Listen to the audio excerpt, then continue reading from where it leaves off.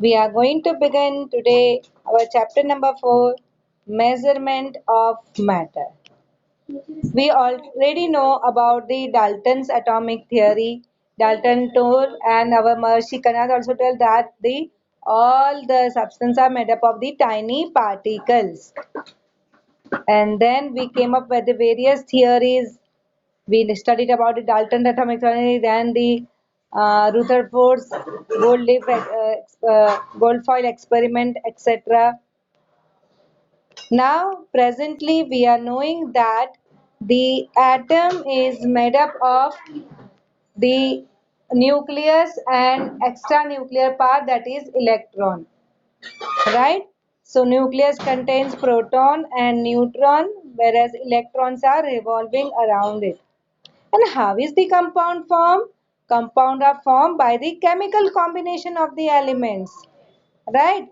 And how are the compound? These compounds are formed by joining of the atoms of different elements. Now, all these elements, when they combine to form a compound, they follow certain rules. That rules we are going to study. So first law is the law of the chemical, these are called as the laws of chemical combination. So to understand this, children, we are going to have few one or two experiment to be done. As you all know that the Dalton, Thomson, Rutherford, they all have studied about the substance and the atom, and they are the one they have discovered the laws of chemical combination. Scientists are now then after only started writing about the molecular formula of different compounds on the basis of the Dalton's atomic theory and the laws of chemical combination. Here we verify the law by doing the experiment. See, first one is Thomson, second one is Rutherford, the third one is, yes, Dalton. We are going to take for the experiment conical flask, test tube, balance, etc. The chemicals which we are going to take is the calcium chloride, sodium sulfate, calcium oxide and water. Now children, first experiment you are going to take 50 grams of calcium oxide. Okay?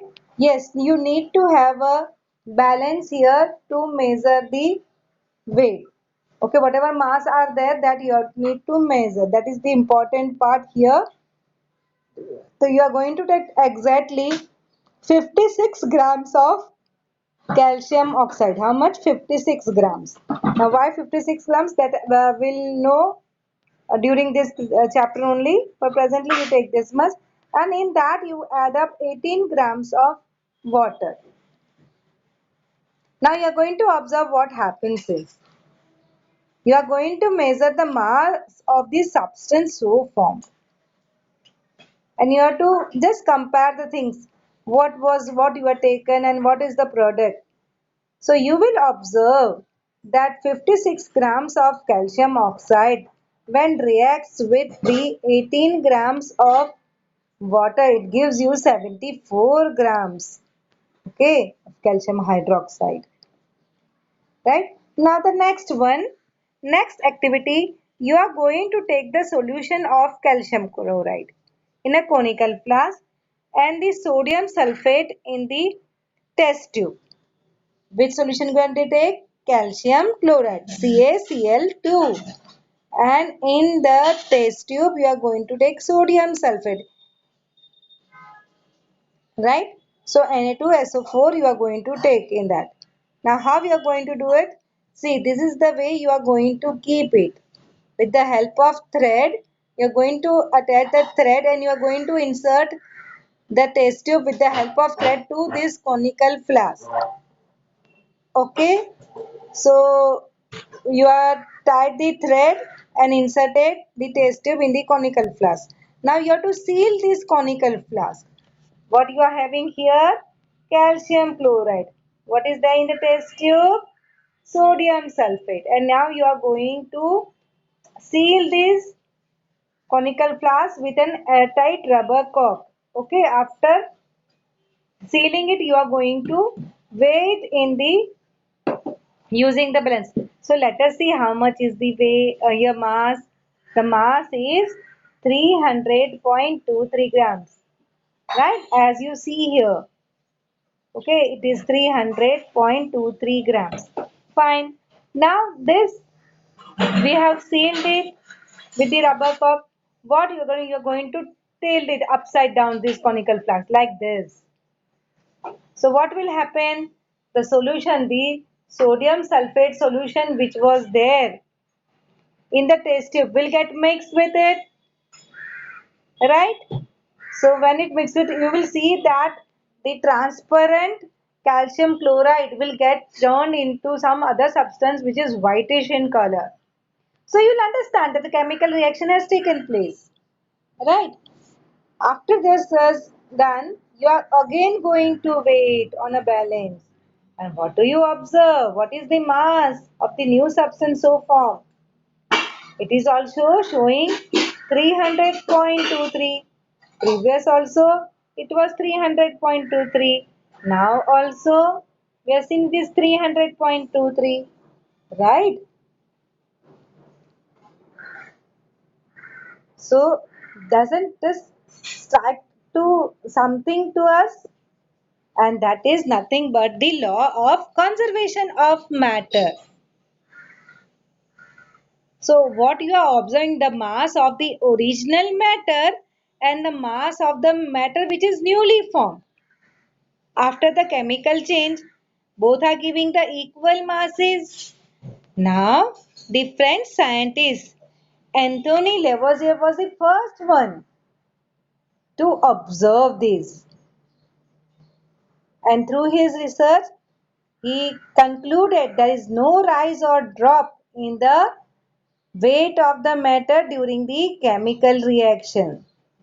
And he gave the law of conservation of matter, which states that the total weight of the reactant is same as the total weight of the product formed due to the chemical reaction. I repeat, I repeat the law of conservation of matter once again. The total weight of the reactant is same as the total weight of the products formed due to chemical reaction. Fine. Now we'll go towards the law of constant proportion. Now children, this law of constant proportion is again given by the French scientist. It was not Lavoisier. Okay, I'll just tell you something about Lavoisier also. Children, Lavoisier is called the father of the modern chemistry. This is something you should know. Who is called the father of the modern chemistry? It's the Anthony Lavoisier. What is the important thing? He was the first writer of the law of conservation of mass. Okay, this two things about this scientist at least we must remember. Yeah, coming to the law of constant proportion, the French scientist Joseph Louis Proust, in short written J.L. Proust in your textbook, stated that the, the proportion by weight of the constant element in the various sample of a compound is fixed. What does it mean? We didn't follow. Sometimes the laws are such that once you read, you don't understand only what is it. I'll just give the example. Suppose you have taken 9 grams of water, then the proportion of by the weight, the hydrogen in oxygen is 1 is to 8. That means in 9 gram of water, you have 1 gram of hydrogen and 8 grams of oxygen. Okay, suppose you are taking 18 grams, then double it. So you will have 2 grams of hydrogen and 16 grams of oxygen. Right? Similarly, the proportion of carbon dioxide in the carbon dioxide, the proportion of carbon and oxygen is 3 is to 8. What does it mean? Suppose you have taken 44 grams of carbon dioxide, then 3 parts. That is 12 grams of carbon is there and 8 grams, that is 32 grams of oxygen is there. Now we have CO2 na, means O ka, you have 2 atoms. So 32 just divide into half, 16 and 16, right? So you have, see the proportion is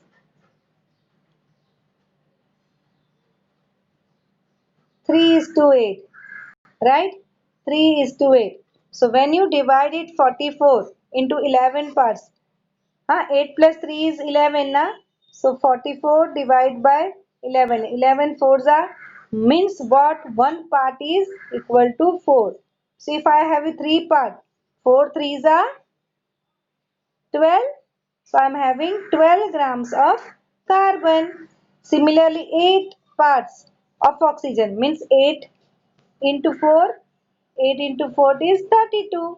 32 grams of oxygen. Now we have CO2 na. So O ka 2. So this 32 gets divided into 2 parts, 16 and 16. Clear? So this is how the proportion of there. Now carbon dioxide, it is coming out from the factory or from the you can say the vehicles as a smoke, or it is coming out from your when you are breathing out. Always this is the proportion. When you say carbon dioxide, the carbon and oxygen is in the proportion of 3 is to 8 only. Followed? For the verification, we are taking the copper oxide formed through different ways. First, by the decomposition of copper carbonate, and second, by the decomposition of the copper nitrate. Now, from each of these examples, the mass of 8 grams of copper oxide was taken. So, and this 8 grams of copper oxide, see, we have taken copper oxide made in different way. One is by this decomposition of copper carbonate and another by decomposition of copper nitrate. Both are giving copper oxide. So, alag alag jagah se you have brought that copper oxide. And then you are taking 8 grams of it and you are treating it with the hydrogen. When you are treating it with the hydrogen, it is going to again reduction will take place and it will give the copper. But remember, when there are 8 grams of copper oxide, then 6.4 grams of copper will come. Now I have taken the copper oxide from the different part. The other one will from the copper nitrate wala na usme se liya. So from that, if I taken copper oxide 8 grams, again I am treated with the hydrogen, again I will observe that it is giving 6.4 grams of copper. So whatever way fixed, if you have taken copper oxide, so in that 6.4 grams of copper is there. That means oxygen is how much? 8 minus 6.4, right? So 1.6 it will be. And water, when you are taking hydrogen and oxygen is in the ratio 1 is to 8. So when you are saying that 1.8 grams of water is there, so oxygen is 9 part na.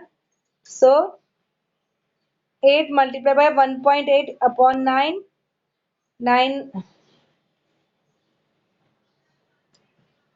you have 9 ones are, 9 twos are, you have 2. So 0.2 is there because point is there. So 0.2 multiplied by 8 gives you 1.6 grams.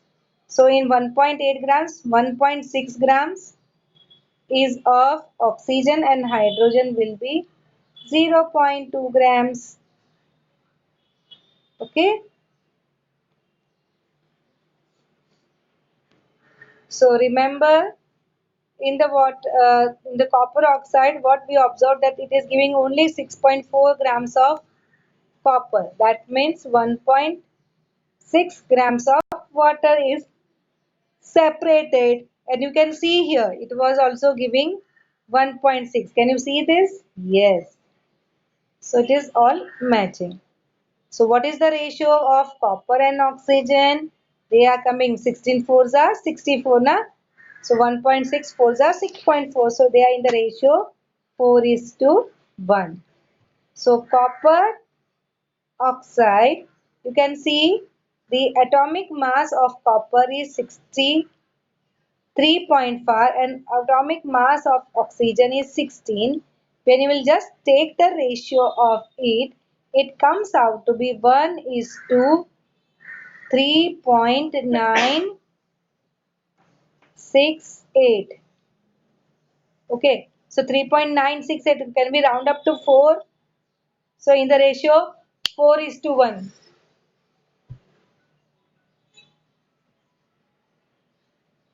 Clear? So copper and oxygen, they combine in the ratio 4:1.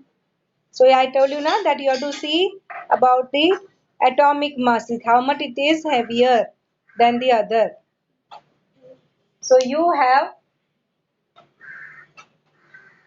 that the atomic mass of copper is roughly 4 times the atomic mass of oxygen. And with that ratio they combine. Okay.